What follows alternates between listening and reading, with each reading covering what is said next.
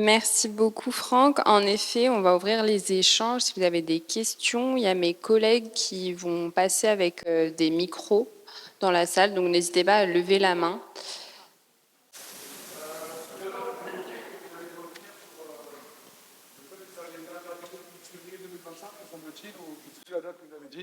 Les cigarettes électroniques, waouh, merci.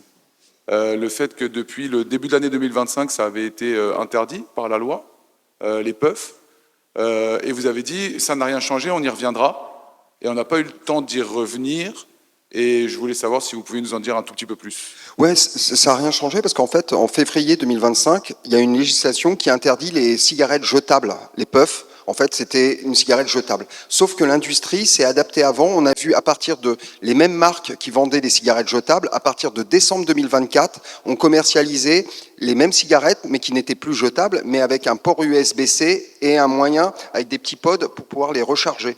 Donc en fait, ils ont contourné cette interdiction et qui, je rappelle, cette interdiction n'est pas liée à c'est pas un texte qui s'appuie sur la santé publique, hein, c'est un texte lié à l'écologie. Hein, c'est-à-dire que c'était pour éviter d'avoir la vente de produits qui soient jetables. Voilà. Et ça, c'est une notion importante. Donc, le législateur a beau mettre en place des lois, on voit là que l'industrie a réussi à s'adapter bien plus vite. Voilà. On a eu la même chose sur d'autres questions avec l'alcool. Il y a quelques années, il y a eu une surtaxe des bières fortes. Et en fait, les fabricants, ils ont diminué légèrement le taux d'alcoolémie de leur bière pour ne pas être dans le cas de surtaxation, par exemple. Donc, on voit que l'industrie a toujours un coup d'avance par rapport à la législation. Après, les législations sont quand même nécessaires pour encadrer et réduire aussi l'accès à certaines substances. Bonjour, Bénédicte Godot, association Les Enfants de la Goutte d'Or. Je suis là. Franck, je suis là. Là. On a travaillé ensemble il y a quelques années. Je vous remercie déjà pour vos présentations très denses, un peu complexes à mon niveau, et il y aurait besoin d'éclairage et d'approfondissement. Tu parlais tout à l'heure d'une formation, d'une montée en compétences aux professionnels. Est-ce que c'est prévu, soit par votre structure, soit la MMPCR? On va se voir prochainement sur une sensibilisation vis-à-vis des professionnels, mais voilà, comment nous, on peut en parler avec des choses très simples. Il y a déjà eu quelques outils donnés, mais quelque chose d'un peu plus complet pour compléter. Voilà, merci.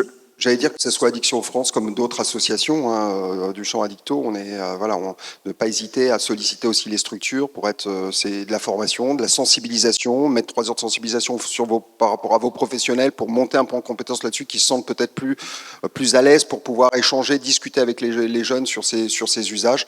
C'est tout à fait envisageable. Nous, je le dis ici, hein, la mairie de Paris nous soutient financièrement au niveau d'Addiction France pour intervenir auprès des acteurs jeunesse. Donc, dans ce cadre-là, voilà, il ne faut pas hésiter à contacter, que ce soit l'association Addiction France, l'association Charonne, la Corde-Raide. Voilà, il existe un ensemble d'acteurs quand même sur le territoire parisien qui sont en mesure de pouvoir vous accompagner sur ces questions-là. Oui. Oui. Ouais. Et l'objectif aussi, pour nous, c'est aussi de présenter à vos professionnels pour qu'on fasse aussi la communication auprès des jeunes, des parents. C'est le réseau des consultations jeunes consommateurs. Moi, ce que je rappelle, c'est que souvent, il y a des professionnels qui me disent, mais nous, on est un petit peu refroidis par les centres de soins en addictologie parce que les délais de prise en charge sont extrêmement longs. On va être très transparent hein, sur un XAPA actuellement. Vous appelez sur tous les XAPA parisiens, le délai, il est à peu près d'1 mois et demi pour un premier rendez-vous. On est sur 6 semaines de délai.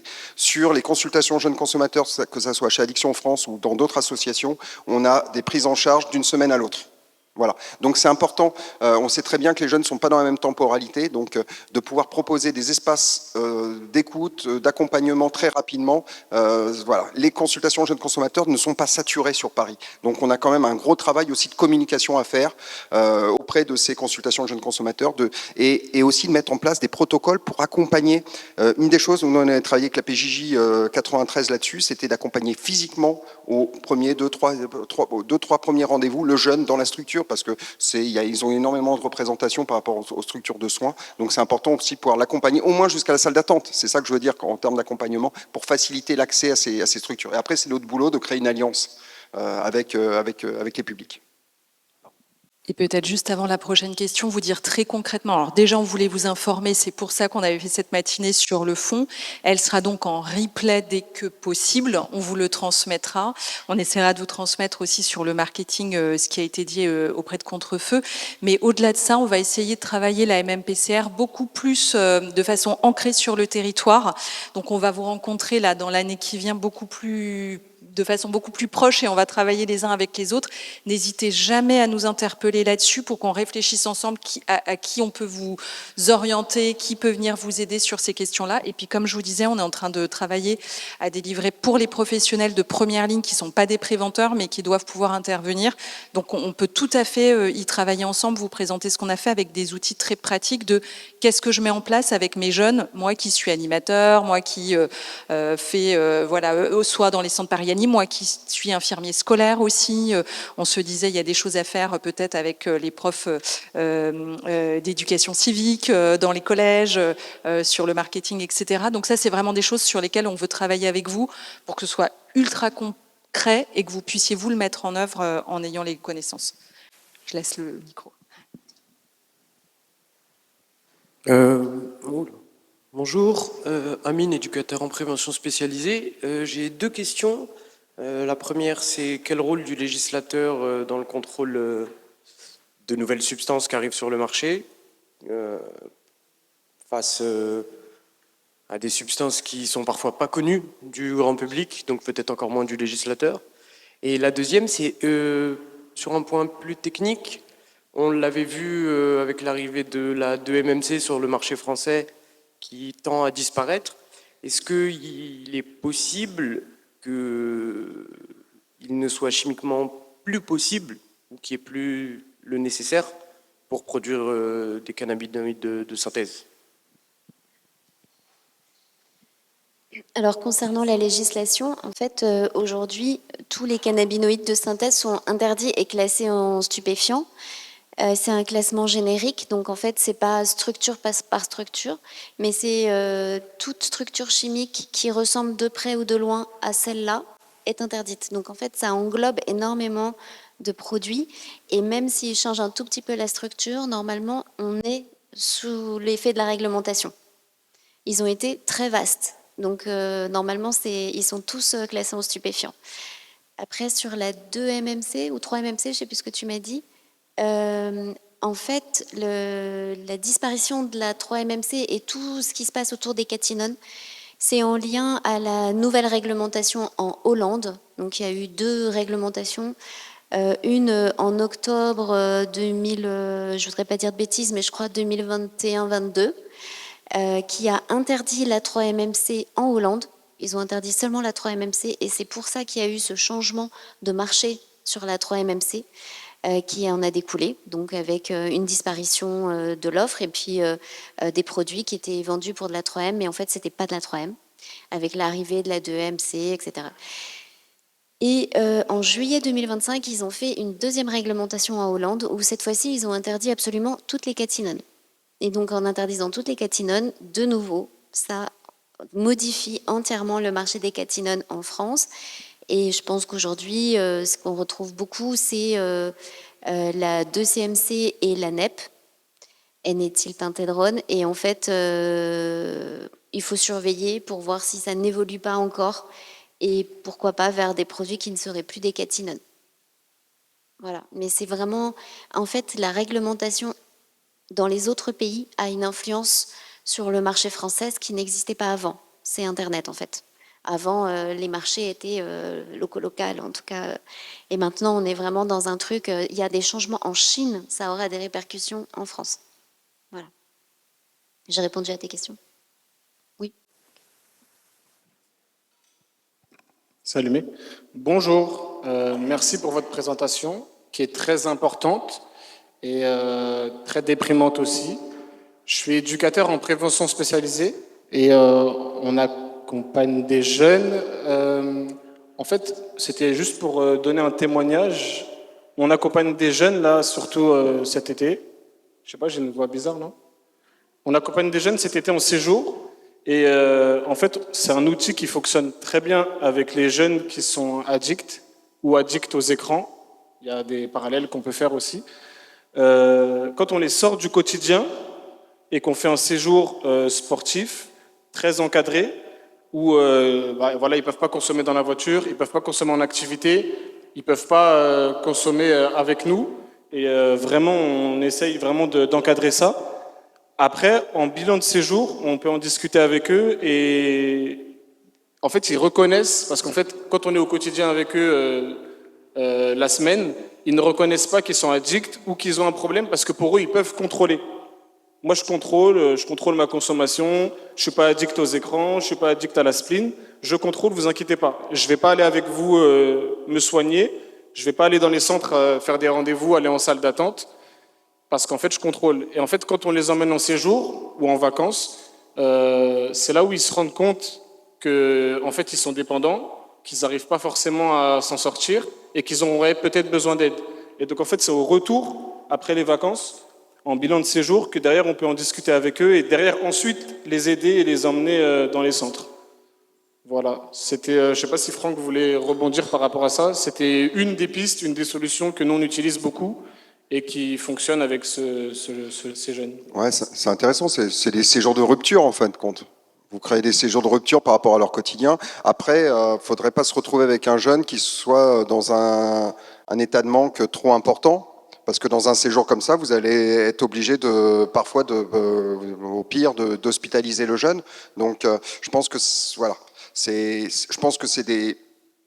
une stratégie d'avoir des moments de rupture comme ça pour qu'il y ait une prise de conscience des difficultés qu'ils ont par rapport à leur usage, parce que eux qui disent bah ouais nous on maîtrise etc, ils se rendent compte que dans ces moments où ils sont privés d'un comportement ou d'un usage, c'est quelque chose qui est compliqué.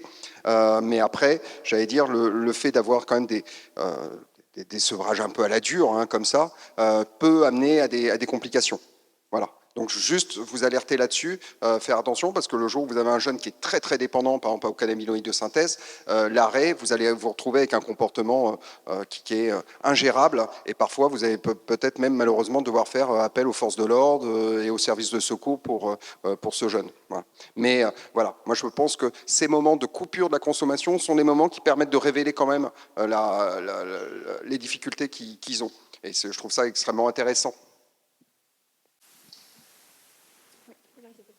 Bonjour, je suis Dienaba Traoré, infirmière au sein de l'hôpital Robert Debré, donc Paris 19e, dans une équipe d'addictologie qui intervient dans tous les services de l'hôpital, principalement les urgences. On fait des alertes auprès du CUP, notamment auprès de Anne Baptiste. Et là, en fait, je voulais rebondir sur ce qui a été dit, notamment sur les délais d'attente de CJC sur Paris, parce que nous, on est en lien toutes les semaines, pour ne pas dire tous les jours, que ce soit 19e, 14e, 12e, 13e, 9e, enfin toutes, les délais d'attente ne sont pas du tout les délais d'attente qui ont été mentionnés. On est plutôt sur du 6 semaines quand on insiste lourdement. On a même été contacté par les CJC 13e, 12e, et je ne sais plus laquelle, je ne l'ai plus en tête, pour nous dire ah ben là, vous nous envoyez beaucoup de patients, on n'est pas en capacité, c'est compliqué. Et effectivement, parce que ce que vous disiez tout à l'heure, Madame Baptiste, au niveau du syndrome du sevrage, il faut absolument qu'ils soient accompagnés sur un plan médical. Et le souci aujourd'hui des CJC, c'est qu'il n'y a plus de médecins, de psychiatres, et c'est principalement des travailleurs sociaux ou des psychologues qui ne peuvent pas prescrire. Donc nous, on fait beaucoup de repérage, beaucoup d'accompagnement. Pour le moment, parce qu'on est une petite équipe qui commence à s'étoffer avec des problématiques d'effectifs et de ressources qui concernent toutes les structures médico-sociales aujourd'hui et tous les hôpitaux. Donc aujourd'hui, nous, on n'est pas en capacité de prendre de nouveaux patients. Donc on les voit aux urgences en euros, parce que des fois, il y en a qu'on voit en euros. Et effectivement, on les oriente vers ces structures. On fait des consultations post-urgence. Mais souvent, on a c'est des primo-consommations, des expérimentations, des gens qui ont accroché très rapidement avec le produit, avec des complications que vous avez évoquées, des tableaux cliniques super inquiétants, hallucinations. Enfin, nous, on a eu quelqu'un, état mal épileptique, qui était en réa, on suit aujourd'hui depuis 8 mois, qui a des séquelles super importantes et qu'on ne peut pas lâcher là comme ça. Mais on en a toutes les semaines, on a appelé par les urgences, les familles. Hier, j'ai une maman qui venait du 94, parce que son fils a fait 8 mois qui consomme du PTC, qui ne sort plus de chez lui avec un retentissement social important. Il est plus scolarisé. On a dans les profils pas forcément que des personnes qui sont placées à l'ASE, hein, c'est principalement des personnes qui sont scolarisées, avec une famille aimante disponible, hein, c'est pas ça le problème, avec des comorbidités psychiatriques, des personnes qui ont des attaques de panique, qui ont des psychotraumas aussi. Souvent, on sait qu'il y a un lien entre addiction et psychotrauma, avec des TDAH, enfin... Voilà, mais aujourd'hui, ce que je voulais dire surtout, et je vais finir sur ce point-là, c'est qu'il n'y a pas suffisamment de structures pour répondre aux besoins d'accompagnement des jeunes. Voilà, il y a pratiquement rien, et au niveau pédiatrique, alors, il n'y a rien du tout. Voilà, donc comment on fait concrètement, comment on fait? Bon, je sais que j'aurai pas forcément des éléments de réponse. Voilà, donc nous, les alertes, en tout cas, on les fait toutes les semaines. Je vous envoie des mails, je dois vous harceler, j'ai envie de dire. On le fait. Voilà, mais on s'inquiète parce que c'est des personnes qui accrochent très rapidement, des cas de soumission chimique que vous avez évoqués, nous on en a très régulièrement aussi. Enfin voilà, des infirmiers scolaires qui nous appellent. Donc là, je me dis oui, effectivement, des formations auprès des infirmiers scolaires qui connaissent bien les jeunes, effectivement, parce que moi, il y a 2 mois, j'ai été sidérée quand on m'a dit ah ben on a appelé des CJC, ils ne peuvent pas nous faire de sessions de formation. On a fait appel à un commissariat. Oui, génial. Enfin, c'est mon avis, hein, mais ils font de la répression, oui, mais de la prévention, je sais pas, il y a des infirmières scolaires dans les établissements et je pense qu'elles seront capables, compétentes, si elles sont formées, à accompagner ces jeunes. Il y a des médecins scolaires, bon, ils sont pas suffisants, mais oui, je pense que des leviers, on en a pour faire de la prévention. Nous, c'est de la prévention tertiaire qu'on fait quand on arrive. Bah, soit ils sont dépendants, soit, voilà, c'est compliqué. Et puis, il y a des polyconsommations. Enfin bref, voilà, merci. Merci beaucoup pour ton témoignage parce que je pense qu'il est très important aujourd'hui. Je pense qu'il n'y a pas de prise en charge efficace avec des gamins qui sont addicts au PTC. Et moi, j'ai des parents qui me racontent vraiment des errances médicales énormes, des pédopsychiatres qui disent c'est pas de mon ressort, c'est de l'addicto, les pompiers qui disent c'est un mineur, on vous le laisse. Ils sont même jusqu'à proposer des placements. Et des parents qui sont complètement démunis, qui me disent tous les matins, je me réveille en me disant qu'il va mourir, et vraiment, je ne peux pas lui dire non, madame. C'est une réalité en fait. Donc, je pense qu'il y a un vrai souci de prise en charge et la création d'une filière de prise en charge spécifique pour les patients addicts au PTC me semble être primordial. Il y a aujourd'hui des filières pour le protoxyde d'azote qui existent dans ce sens et je pense que pour le PTC, ça devrait être pareil. Donc moi, j'ai fait un message à l'ARS dans ce sens et on va essayer de lutter pour ça. Et pour les CJC, je te laisse répondre. Je vais, pour vous répondre pour les CJC, j'ai entendu ce que vous dites. Après, si c'est une entrée CJC avec un médecin, avec un accueil par un médecin, je suis entièrement d'accord avec vous, même sur les XAPA, même à 6 semaines sur le XAPA, le premier rendez-vous ne se fait pas forcément avec le médecin. Voilà, parce qu'il y a une pénurie de professionnels et de moyens en addicto. Par contre, si on veut quand même une accroche avec une consultation jeune consommateur, avec un accueil, un travailleur social, ça peut être une psychologue. Par contre, je modère un peu ce que vous avez dit. Par exemple, chez nous, chez Addiction France, les deux, on a une consultation au 14e et 19e arrondissement. Je peux vous assurer qu'il y a des rendez-vous d'une semaine à l'autre. Si vous voulez, on se voit après, mais je vous laisse les contacts. Mais j'ai des exemples là, par exemple, d'une dame qui a appelé il y a une semaine, qui a eu rendez-vous cette semaine, quoi. Donc, il y a quand même un peu de disponibilité. Je me permets juste, parce que là, on rentre dans un débat qui est important, juste vous dire que l'ARS et la préfecture d'Île-de-France sont dans la salle et vous entendent. Donc, et nous travaillons avec eux au quotidien, donc ne vous inquiétez pas, le message sera bien transmis. Mais en fait, il est midi, il faut qu'on laisse la salle. Il y avait 2 questions en suspens, on pourra en débattre après, mais juste, je vous laisse poser les 2 questions, comme ça on les a à la suite l'un de l'autre. Et puis, si on n'a pas le temps de finir, on vous coupera un peu rapidement. On vous envoie tout pour la suite, mais c'est que le début d'un dialogue, vous l'avez compris. Mettez bien vos adresses mail si vous n'avez pas dit que vous étiez arrivé à l'accueil en partant pour qu'on ait bien tous vos contacts. C'est le début.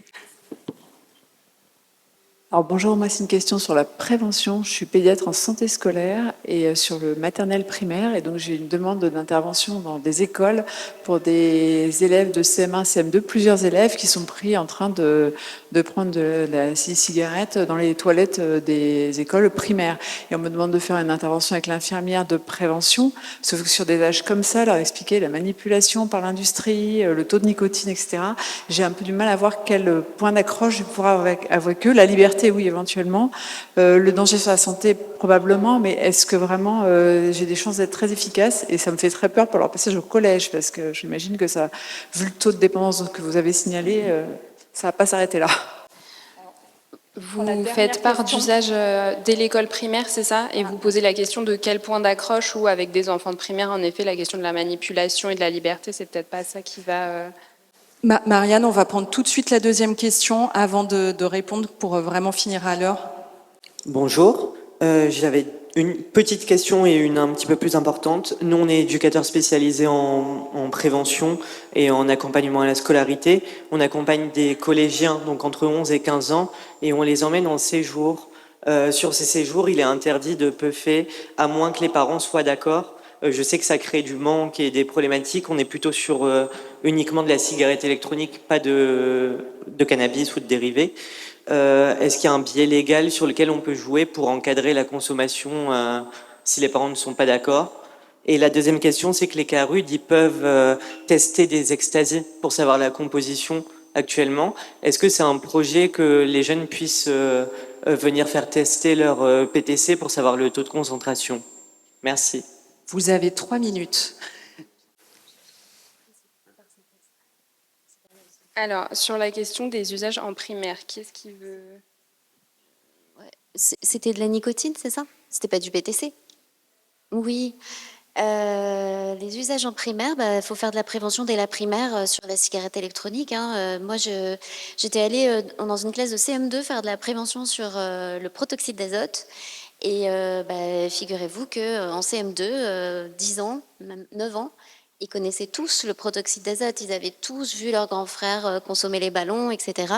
Et quand on est venu, on avait un petit stand avec des ballons et ils ont tous dit « Ah, super, c'est pour essayer ». Donc voilà, il y avait vraiment une banalisation très importante. Et une fois qu'on avait fait la prévention, c'était à Aulnay-sous-Bois avec la mairie, les enfants avaient tout à fait compris la problématique de c'est un gaz avec des effets fugaces, mais ça ne veut pas dire que c'est pas dangereux. Et je pense que c'est un message aussi à faire passer sur la cigarette électronique, que c'est un outil d'aide au sevrage tabagique, mais que ce n'est pas si anodin, etc. Enfin, les enfants peuvent tout comprendre en fait. À cet âge-là, ils sont hyper intelligents. Ils n'ont pas encore d'idées préconçues. Ils sont trop jeunes en fait. Ils sont pas dans le rejet, etc. Donc, je pense que oui, il y a plein de choses à faire et je pense que ce serait très bien de faire de l'éducation par rapport à ça, parce que dès 13-12 ans, dans les fêtes, il y a de la puff. Aujourd'hui, une soirée dans les collèges et lycées, c'est alcool, zéro alcool, puff possible. C'est ça les soirées aujourd'hui. Donc, puff possible, ok, donc qu'est-ce qu'il y a dans la puff, etc. Et avec vraiment l'idée que c'est ludique, que c'est fête, que il n'y a vraiment aucune mise en garde sur la cigarette électronique. Donc, commencer dès le plus jeune âge à parler de ça et des risques, je trouve que c'est à faire, évidemment. Et après, la deuxième question, c'était sur l'analyse de produits telle qu'elle existe avec le système Analyse ton prod, ATP. Je ne crois pas que ce soit ouvert aux mineurs. Mais par contre, ils peuvent tout à fait, s'ils ne sont pas pressés, parce qu'après c'est toujours la même chose, nous on fait beaucoup d'analyses pour les parents. Les parents, ils nous envoient la cigarette électronique pour voir ce qu'il y a dedans, parce qu'ils sont extrêmement inquiets, etc. Bon, faut pas être pressé parce qu'on passe par synthèse et donc il faut compter minimum 1 mois et demi pour avoir les résultats. Après, je pense que c'est important de vérifier ce qu'il y a dedans. Parce que, comme je vous l'ai dit, vraiment, il y a une variabilité des produits et c'est des benzodiazépines de synthèse. Des fois, on peut quand même se poser des questions. Les usagers eux-mêmes, est-ce que c'est une bonne idée? Au niveau législation, ça, je ne sais pas ce que ça peut donner, effectivement. Donc, nous, on a déposé un appel à projet pour les collèges-lycées pour que les infirmières scolaires puissent faire analyser toutes les cigarettes électroniques qu'elles considéreraient suspectes. pour essayer d'avoir un peu une cartographie des usages dans les collèges et les lycées de Paris, enfin des académies Créteil, Versailles et Paris. Et enfin, ça donnera quand même une idée de ce qui circule en fait, ce qui est intéressant quand même. Pour les jeunes eux-mêmes, à mon avis, c'est pas autorisé l'analyse ton prod pour les mineurs. Tu es d'accord? On va devoir conclure parce qu'on va devoir rendre la salle. Merci beaucoup pour votre attention. Merci beaucoup à Franck et Anne pour leur intervention qui était très intéressante. Et à bientôt.